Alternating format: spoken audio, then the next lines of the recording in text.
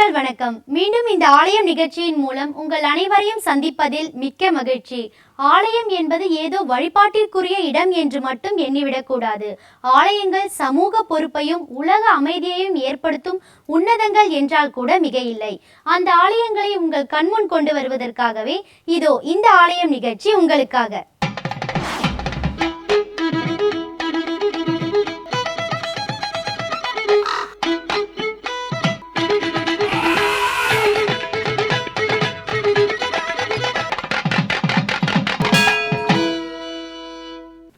முதலிய தேவர்களும் முனிவர்களும் இந்த இறைவனை வழிபட்டதால் மூர்த்தி சிறப்பும், நைமிசாரண்ய முனிவர்களுக்கு வழிகாட்டியது முதலியவற்றால் தல சிறப்பும், தண்ணீரில் மூழ்குவோருக்கு எண்ணிய பலன்களை தரும் திருக்குளம் உள்ளமையால் தீர்த்த சிறப்பும் பெற்று விளங்குகிறது இந்த திருக்கோவில்.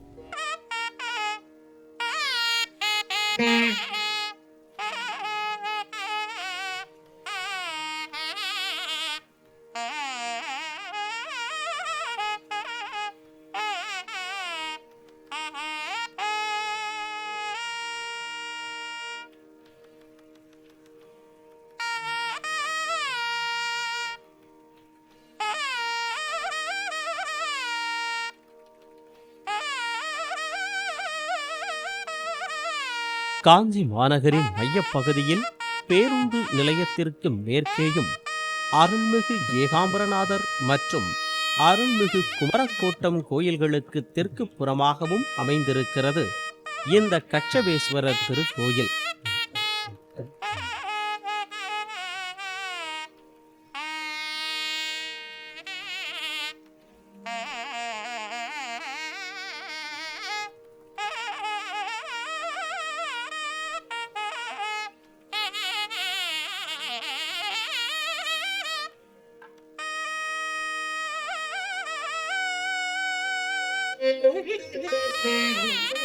மூலவராக கச்சபேஸ்வரரும் அம்மையாக சுந்தராம்பிகையுடன் எழுந்தருளியிருக்கும் இந்த ஆலயத்தில் ஆமை உருக்கொண்டு திருமால் சிவபெருமானை பூசித்தமையால் சுவாமி கச்சபேஸ்வரர் என்றும் ஆலயம் கச்சபேச ஆலயம் என்றும் வழங்கப்படுவதாக காஞ்சி புராணம் தெரிவிக்கிறது. ஈசனால் தண்டிக்கப்பட்ட திருமால் தன் ஆணவம் அழிய தான் செய்த குற்றம் நீங்க முருங்க மரத்தடியில் சிவலிங்கம் நிறுவி லக்குமியுடன் வழிபட்டு பேறு பெற்ற திருத்தலத்தில் திரிபுரம் எரித்த விரிசடை கடவுள் ஒரு பிரளய காலத்தின் போது ஐம்பூதங்களையும் திருமால் பிரம்மன் மற்றும் அனைத்து சராசரங்களையும் அழித்தார். மேளவும் உலகை படைக்க எண்ணிய சிவபெருமான் காஞ்சிபுரத்தில் சோதிமயமான சிவலிங்கத்தின்றும் திருவருள் கொண்டு தோன்றி படைத்தருளினார். பிறகு சரஸ்வதியுடன் பிரம்மன் இந்த கச்சபேஸ்வரரை வணங்கி படைப்பு தொழிலை தொடர்ந்தார் என்று தலபுராணம் தெரிவிக்கிறது.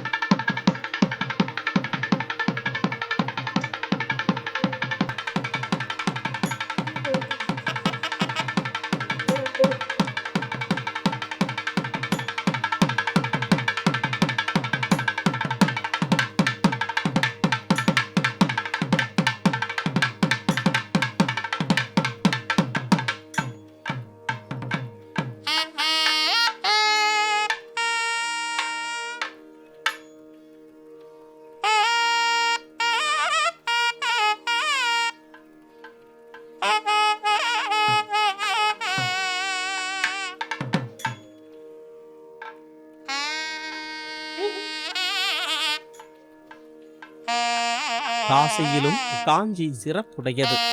திருமாலுக்கு முத்தி கொடுத்த நாள் முதல் காஞ்சியில் தங்கியிருந்து அருள் புரியும் கச்சபேசன் தன்னை கும்பிடச் சென்றவர் கண்டவர் கருதினர் யாவரும் மாறில்லா முத்தி பெற்று உய்வர் என்று காஞ்சி புராணம் விவரிக்கிறது.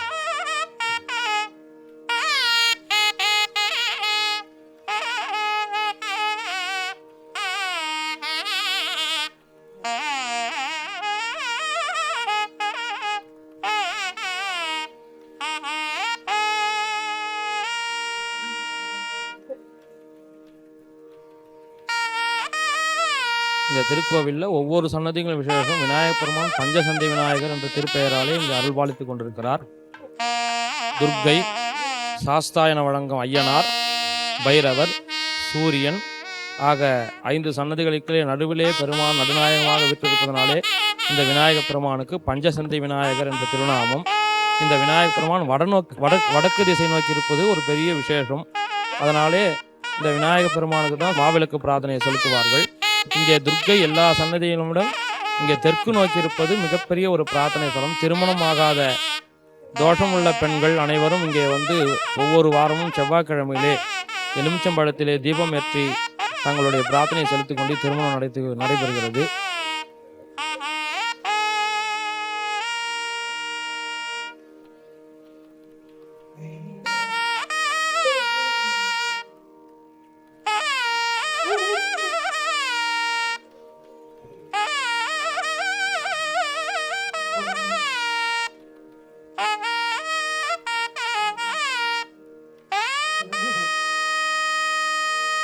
இத்திருக்கோவிலை பற்றிய என்னென்ன தகவல்கள் நமக்காக காத்திருக்கின்றன என்பதை காணலாம் வாருங்கள்.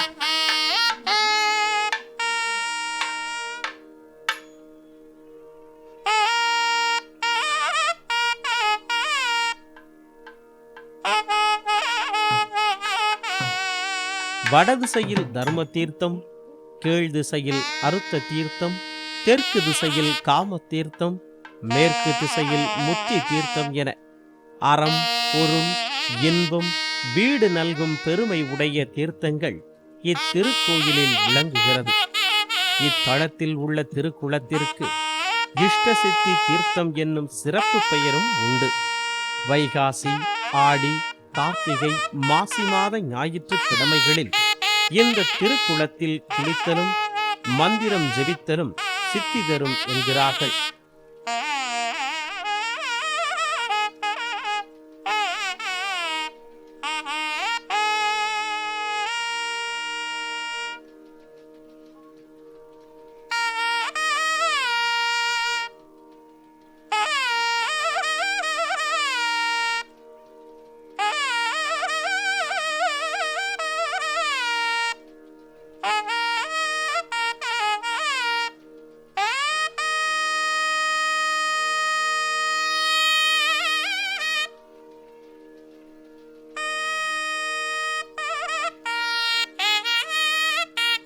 இந்த தீர்த்தத்தில் கிரேதாயுகத்தில் பிரம்மன் சரஸ்வதியுடன் மூழ்கி படைத்தல் தொழிலும் சத்தியலோக வாழ்வும் பெற்றான். திரேதாயுகத்தில் சூரியன் நீராடி வேத வருவான உடலும் 1000 கதிர்களையும் பெற்றான். வாலபார யுகத்தில் திருமால் லக்ஷ்மியுடன் நீராடி காத்தல் தொழிலும் வைகுந்த வாழ்வும் பெற்றான். கலியுகத்தில் இரவியார் மூழ்கி திருவேகம்பர் திருமேனியில் பாதியாக கலந்தார். சுந்தரமூர்த்தி நாயனார் நீராடி இழந்த கண்களை பெற்றார். சாம்பன் நீராடி குட்ட நோயிலிருந்து விடுதலை பெற்றார். பாண்டவர்கள் நீராடி மீண்டும் அரசாட்சி பெற்றார்கள். இத்தனை சிறப்புடைய மேற்கு முகமாக எழுந்தருளி உள்ள இஷ்ட தீட்ச பெருமானை வழிபட்டு இஷ்டங்களெல்லாம் சித்திக்க இன்றும் பலர் இந்த திருக்கோயிலுக்கு வருகிறார்கள்.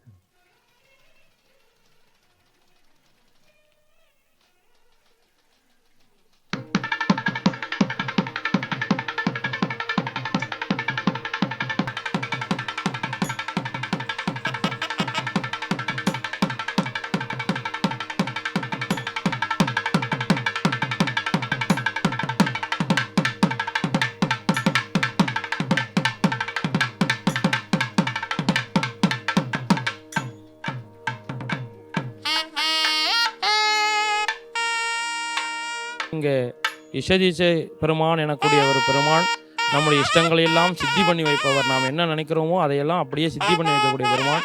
அவரை ததீசி முனிவர் என்ற ஒரு முனிவரும் சுக்கராச்சாரியார் என்ற நவகிரகங்களிலே வெள்ளியாக இருக்கக்கூடிய அந்த சுக்கர பகவானும் பூஜை செய்தார்கள். சுக்கர பகவான் இந்த இஷ்டசித்தி தீர்த்தமாடி இந்த பெருமானை வணங்கி அசுரர்களையெல்லாம் இறந்த அசுரர்களெல்லாம் எழுப்பக்கூடிய அமிர்த சஞ்சவனி என்ற மந்திரத்தை உபதேசமாக பெற்றதனாலே இந்த தலம் சுக்கிரனுக்குரிய தலமாக மேற்கு நோக்கிய பெருமானாக இங்கே அருள்பாலித்து கொண்டிருக்கிறார்கள். இந்த தலத்திலே ஒவ்வொரு மூர்த்தங்களும் விசேஷம். அதே மாதிரி இந்த இஷ்டசித்திக்கு அருகாமையில் இருக்கக்கூடிய அரச மரம் ரொம்ப விசேஷமான அரச மரம்.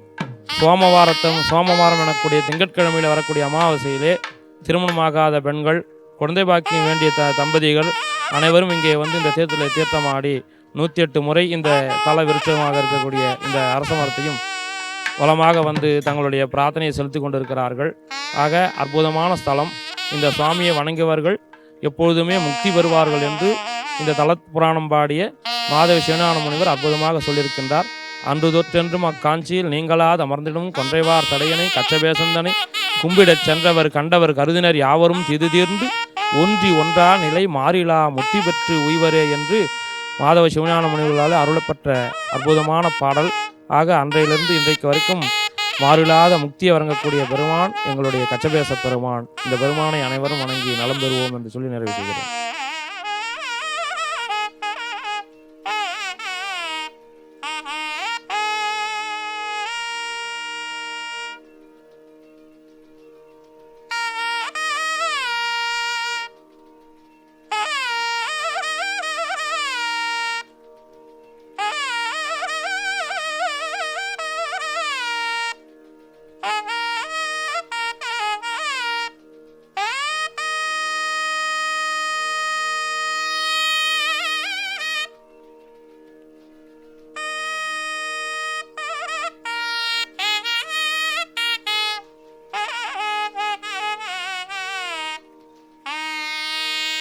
புகழ்பெற்ற இந்த ஆலயத்தில் தாமீக ஆகம விதிப்படி 6 கால பூஜைகள் நாள் தவறாமல் நடந்து வருகிறது.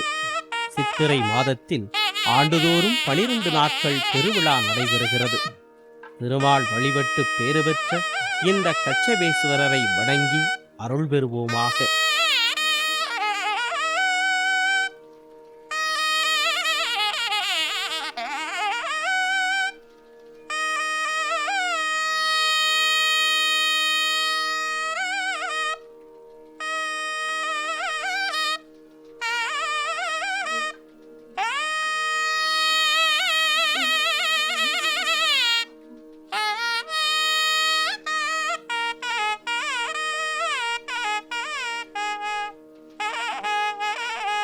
வாக்கிற்கு அருணகிரிநாதர் என்பது ஆன்றோர் வாக்கு. திருப்புகழின் ஒவ்வொரு சொல்லும் ஆற்றலாக, ஒவ்வொரு வரியும் இசையாக, ஒவ்வொரு பாடலும் ஒரு கருவூலமாகவே அமைந்திருக்கிறது. எல்லா புகழும் இறைவனுக்கே என்ற உண்மையின் அடிப்படையில் இறைவனின் புகழை பாடுவதே நல்லது. அந்த வகையில் இன்றைய ஆலயம் நிகழ்ச்சியின் அடுத்த பகுதியாக வருகிறது திருப்புகழ்.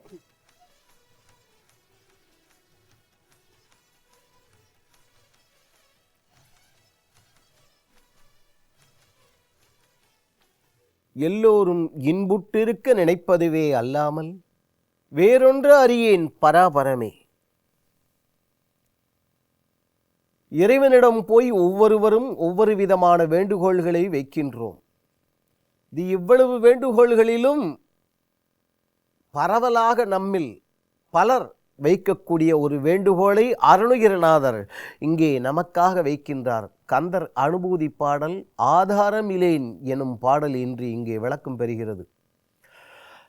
இறைவனிடம் நாம் போய் கேட்கும் பொழுது நம்மை பற்றி மட்டும் கேட்டுக்கொண்டு இருந்தால் பரவாயில்லை, இன்னும் சொல்லப்போனால் அது நியாயமும் கூட. ஆனால் அவன்லாம் நல்லா இருக்கான், 3 காரு வச்சுருக்கான், மூணு காரு, அங்கேயே போய்விட்டதல்லவா?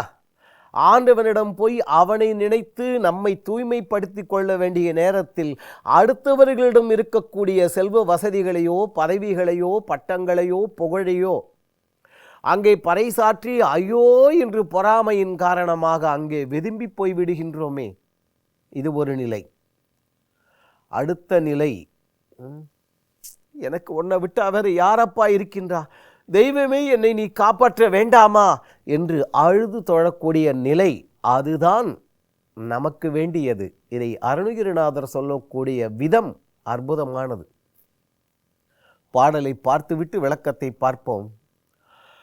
ஆதாரமிலே அருளை பெறவே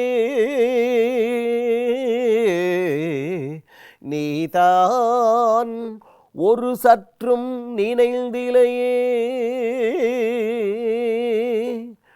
வேதாக மஞான வினோத மனோதீத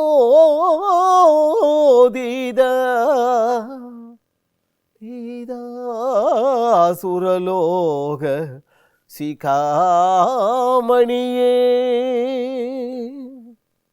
முருகப்பெருமானே, இறைவனே, உன்னிடம் வந்து உன் அருளை பெறுவதைத் தவிர எனக்கு வேறு எந்த விதமான ஆதாரமும் இல்லை. ஆதாரம் என்பதற்கு பொருள் வேறு, ஆதேயம் என்பதற்கு பொருள் வேறு. ஒரு மேஜை, அந்த மேஜையின் மேல் ஒரு பாத்திரத்தை வைத்திருக்கிறோம். இந்த பாத்திரத்தை தாங்கக்கூடிய அந்த மேஜை இருக்கிறதல்லவா, அது ஆதாரம். அதன் மேல் இருக்கக்கூடிய அந்த பாத்திரம் இருக்கிறதே, அது ஆதேயம்.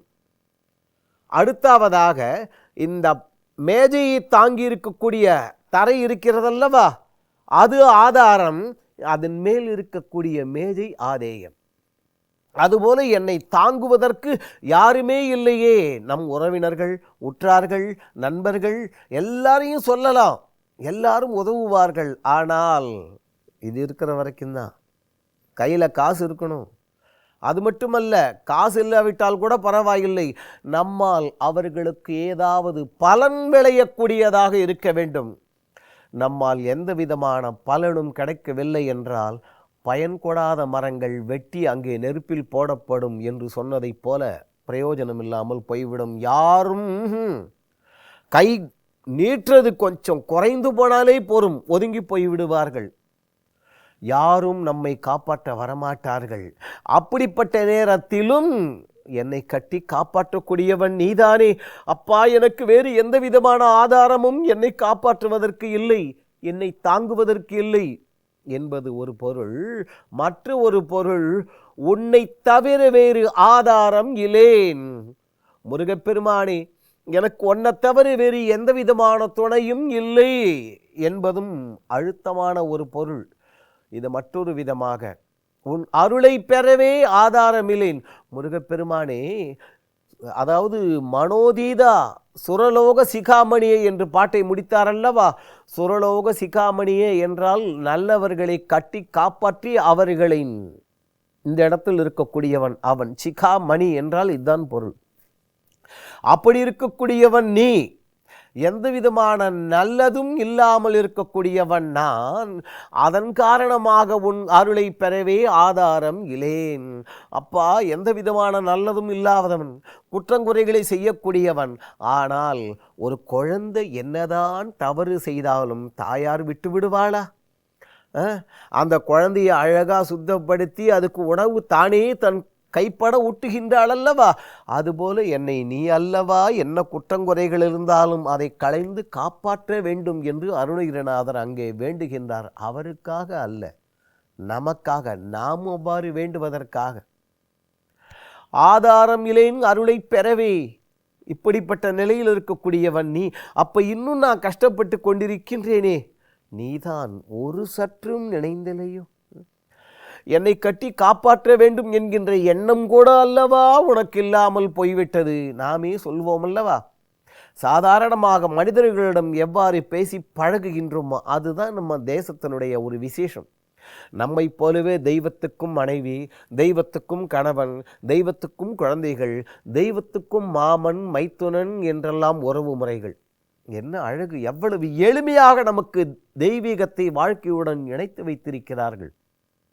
சொல்லுவோம் இல்லையா, எங்க நீதான் ஒன்றும் பார்க்கவே மாட்டேன்ற, நினைப்பே இல்லாமல் போயிடுச்சே உனக்கு, சொல்கிறோம் அல்லவா அடுத்தவர்களை. அதுபோலவே தெய்வத்திடம் நாம் இவ்வாறு முறையிடுகின்றோம் என்றால் எந்த அளவு இருக்க வேண்டும், அதைத்தான் அருணகிரிநாதர் கேட்கின்றார். அப்பா, என்னை நினைத்து பார்க்க வேண்டாமா? எனக்கு அருள் செய்ய வேண்டாமா?